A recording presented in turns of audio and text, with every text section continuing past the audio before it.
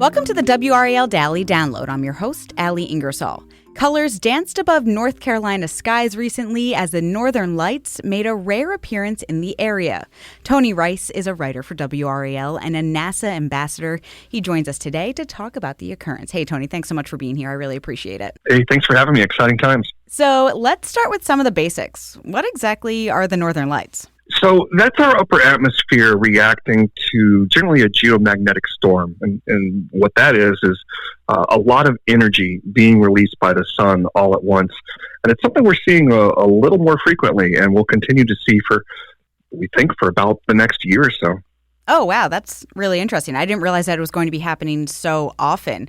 So how often do we actually see the Northern Lights here? This was pretty rare, right? It is very rare, and it has to do with our latitude. Now, you've probably seen pictures of it online or in books or whatever, and those pictures are usually taken in very high latitudes. Northern Canada, Northern Europe, Alaska is a great place to go and see the Northern Lights, also known as the aurora or the aurora borealis. And it's a matter of how much energy is available. There's got to be a lot of energy in that geomagnetic storm in order for it to make it down deep into the lower latitudes where we are. And that's what happened Friday night.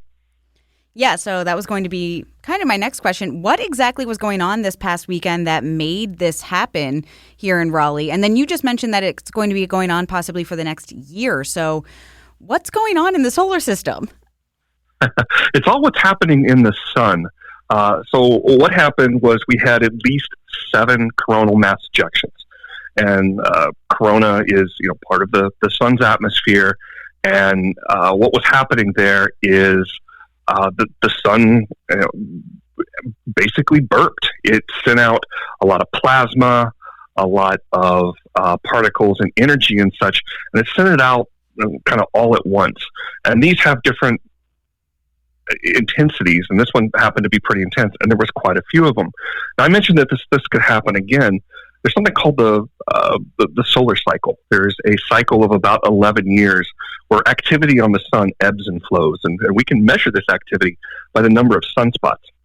So this particular sunspot that generated, that level of energy, those CMEs that impacted Earth, they're huge, and they're all grouped together. They're about the size of 16 or 20 Earths across, all kind of merged together. And they're cooler parts on the surface of the sun. So what's happening is the sun's generating all its energy, and that's all boiling up to the surface. And those cool parts, it has to move around. And there's a great amount of magnetic forces going on there as well. So these will loop up over the sun. You've probably seen pictures of solar flares, and those can be many, many Earths wide as well.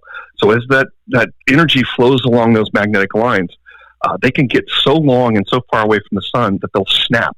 When that happens, it sends this burst of energy out, and that's that coronal mass ejection. That's what happens, or what happened on Friday, and it could absolutely happen again. I mentioned that it may be happening again in the next year or so, and that's because we haven't reached that maximum point, that kind of peak in that 11-year cycle where we have the most number of sunspots, the most number of solar activity, and the most number of CMEs. And we don't know exactly when that's going to happen. The sun is something we're really learning a lot about at NASA. There's a number of missions out there that are specifically studying the sun. We think it's going to happen in the next year or so. Could be a little more, could be a little less. But the point is that we expect that activity to continue to ramp up. So it is possible that something like this could happen again, where we would be able to see the aurora this far down. I should point out, though, that was a G5 level storm. We haven't seen one of those in over 20 years.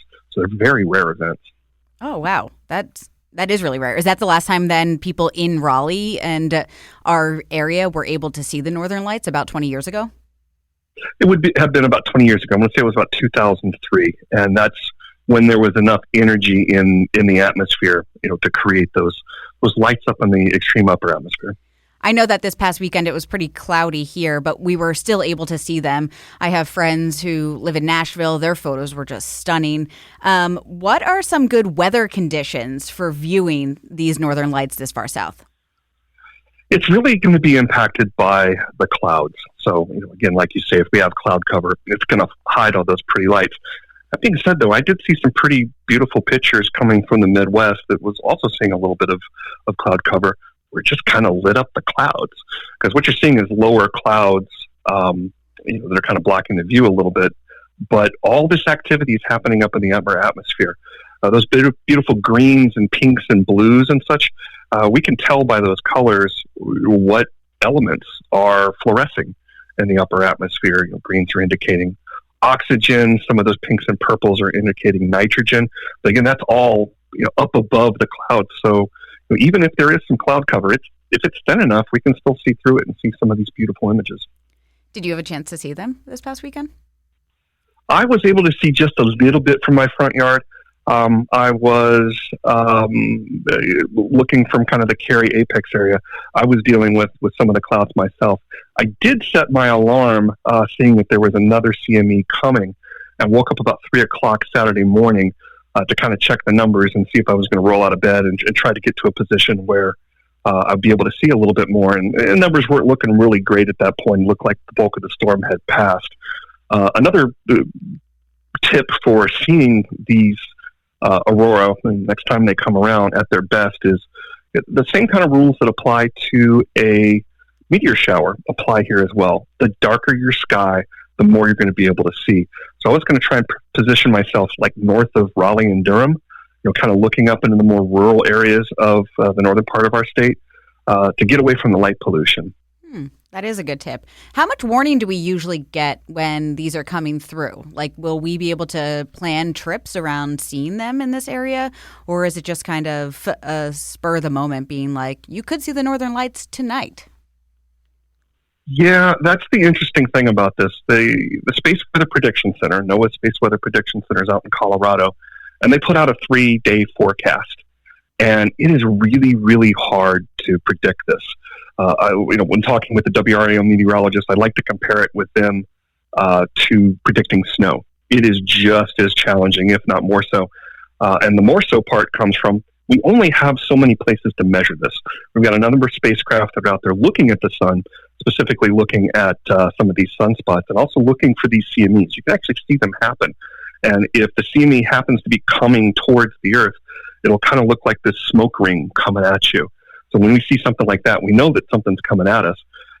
And then it becomes a matter of predicting how strong it is. And that's really hard to do. So we got that kind of 3-day warning. That forecast is hardly 100% accurate. It just can't be at this point. We know for sure what the strength of that's going to be as that CME comes back across a couple of spacecraft. One is GOES, the weather satellites that are in geosynchronous orbit, the same ones that are used on the WRAL webpage and you see on the evening news. They're showing cloud cover and things like that. There's also some space weather instruments on there. So as it passes that, we can measure that. We can measure the polarity of the energy. We can measure how much energy is passing it. The other place is at a point called a Lagrange point. It's a point of kind of balance orbitally between the sun, moon, and Earth. Great place to put spacecraft because they can just kind of sit there. You don't have to spend a lot of fuel to keep them there. That's a joint mission called Discover. That's a NASA-NOAA joint mission. It's about 1 million miles from Earth. So the long-winded answer to your question is we get about 7 minutes of true warning, true measured warning, and then we've got about 3 days of forecast. All right, so the takeaway there is to keep your eye on WRAL when this might be coming next. We'll have more after this break.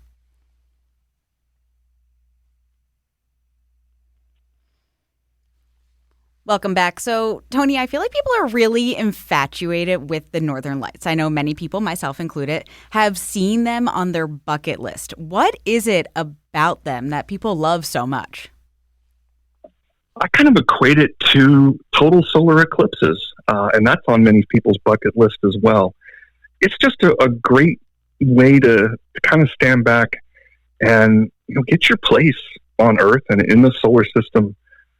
In total, you've got this thing that you've heard about for years on display in front of you, and it's this beautiful event that is really, really rare. And it's really hard to describe. I've heard people describe total solar eclipses that way, that it's impossible to really explain, how it impacts you. And the same's true of aurora as well. Being able to see that, seeing something with your own eyes is special. And that's why this was so special this past Friday. The number of people that were able to get outside and see it, and they weren't fighting light pollution, or they weren't fighting with clouds. And again, it's so very rare. The further you get closer to the equator, that it's hard to beat. So it ends up on people's bucket list. Yeah, I think that the way someone described seeing the recent eclipse to me was that it kind of unified people in that moment, right? And I feel like that's exactly what was happening this past weekend as I was seeing photos come in from, like I said, Nashville to Asheville to Buffalo to here. It was just really amazing that all these people were having this same experience everywhere. And I just thought that was really, really beautiful. And obviously they're beautiful too. So something else I read about that I thought was interesting is that these geomagnetic storms can affect our infrastructure here. How and why does that happen? They can. It's nothing we need to really worry about in the Carolinas, but it's worth knowing what's going on. Again, this is all about the energy that's being introduced into the atmosphere. Energy's got to go somewhere. So sitting downtown in Raleigh right now, there is somebody in Duke Energy's command center that has pictures of the sun up, probably. They're looking at some of these missions that I mentioned earlier, these NASA missions that are keeping their eye on the sun. And they definitely keep an eye on the Space Weather Prediction Center, because they've got to know when this energy is coming in. Now, deeper into the atmosphere, or closer to the equator, we don't have to worry about it as much because the energy doesn't tend to make it down that far from the poles. But if you look at somewhere like Northern Europe, or this is a factor down in the southern hemisphere as well. So there has been damage caused in some of those northern European countries. There's been damage caused in somewhere like South America, where that energy's got to go somewhere. And if the power companies aren't able to react to that in time, or there's too much energy for them to be able to generally dump it directly into the earth, as you would grounding any other electrical event, it can cause damage to transformers and other things like that. But again, nothing we really have to worry so much around here, but it's something that the energy companies have to keep their eye on.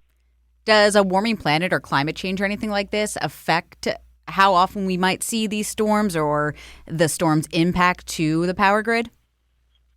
Not really. This is more of a event or a factor that's driven by the sun and that 11-year cycle. Okay. So we're going to switch gears a little bit now and just talk about you. So your title is a solar system ambassador, which I just think is so interesting. What exactly does that mean? So it gives me the opportunity to go in and talk about all things space related, astronomy, space flight, anything that NASA is doing. It's a volunteer program I do through NASA's Jet Propulsion Laboratory. And when you think of NASA, you probably think about all the launches that happened down at the Kennedy Space Center, which I've had the opportunity to see quite a few of. And if that should be on your bucket list too, that's an amazing thing. Whether there's people on board or not, you got to see it at least once. You don't just see it, you don't just hear it, you feel it. It's really hard to describe. And then you probably think about the astronauts that are based out of Houston. But there are so many other missions out there that are being managed by the Jet Propulsion Laboratory out of Pasadena, California. They kind of have their own mission control as well. And we're all about making sure people know about that. So, I bring up Discover, I bring up some of those other solar missions. I go into classrooms. I do a lot of work with the science museums here in the Raleigh area. And I've, over the past decade or so, gotten to know a lot of the meteorologists in the area, including those at WRAL, and try to feed them as much information about interesting things that are coming up with astronomy. I spent a whole lot of time Friday evening on the phone with various meteorologists and hopped into the studio to talk about what was coming and just, get people excited and interested about this. What is it that makes you interested in our galaxy and solar system? I think that unifying piece of it is awfully important. And the other thing about it is, you talk to any scientist, talk about just about any engineer, and at some point in their life, they probably had a space phase. I guess I just never outgrew mine. Well, thank you so much, Tony, for joining us today. I really appreciate it. And thank you for listening to the WRAL Daily Download. If you enjoyed this podcast, you can find more podcasts from WRAL News at WRAL.com. Search podcast. From sports to true crime, there are plenty of shows to keep you informed and entertained. Thanks for listening.